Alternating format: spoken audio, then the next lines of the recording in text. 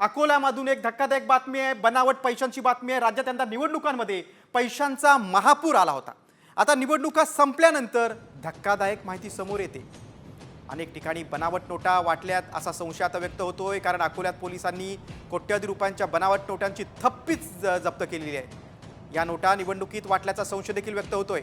तर दुसरीकडे पंढरपूरमध्ये देखील तब्बल 10 लाख रुपयांच्या बनावट नोटा आढळून आल्या। त्यामुळे एका एजंटनं गायीच्या गोठ्यासाठी मंजूर झालेल्या अनुदानाची दिलेली रक्कम बनावट असल्याचं समोर झालंय। त्यामुळे 2 जणांना अटक देखील करण्यात आली आहे। बघा, अकोल्यामध्ये बनावट नोटांची थप्पी आढळलेली आहे, तर पंढरपुरात देखील लाखोंच्या बनावट नोटा पोलिसांना सापडल्या।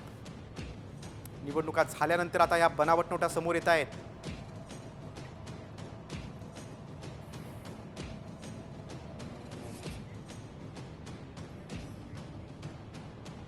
एकूण रक्कम 10,14,500, त्याच्यामध्ये 500च्या 2,029 नोटा या बनावट निघाल्याने आणि खात्री झाल्याने त्यांच्याविरुद्ध भारतीय न्याय संहितेचं कलम 178, 179, 180, 3/5 याप्रमाणे गुन्हा दाखल झालेला आहे।